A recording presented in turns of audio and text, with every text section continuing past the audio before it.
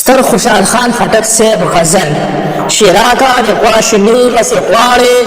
شیراکا د غواشنی پسې غواړې باز د غره ښایسته زرګې سرنغاړې شیراکا د غواشنی پسې غواړې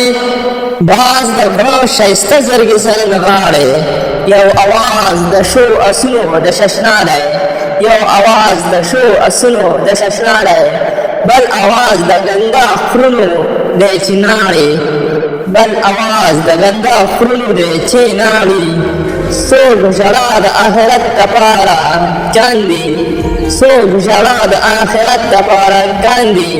څوک د دې جهان د سود دپاره ژاړي څوک د دې جهان د سود دپاره ژاړي د ګزار دپاره زنده په څو ناست دی د ګزار دپاره زنده په څو ناست دی د کترې په غرض ګرځي پسې شاړې مرتبې د دواړو نه دي سره سمې څو مرتبې د دواړو نه دي سره سمې څوک د ځایه باز شهن څوک چوړي ساړي څوک د ځایه باز شهن څوک چوړي ساړي که د سنګ پرونه یې هر څوک شولي روغ دي که د سنګ پرونه یې هر څوک شولي روغ دي د بازونو پرواز مه غواړه له ساړي که پرنګ لکه بلوسه هسې روغ دی که پرنګ لکه بلوسه هسې روغ دی د خوږو هیله ومه کړه رغباړې د خوږو هیله مه کړه رغباړې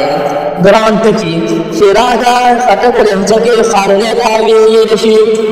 غواشني د غواګې شي په شان سوټو تاویل شي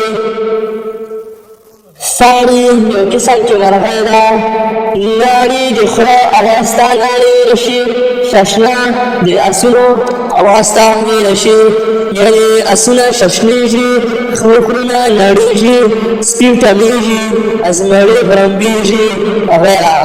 غلو سره د شاتو مچکۍ غبارې د خره مچ یا پکان د خره مچ شهن ترقی تندرستی صحت چوری ناکامی یعنی مطلب دا چې ګاز د ساړي پرهیزګر زړور دی په هر قسم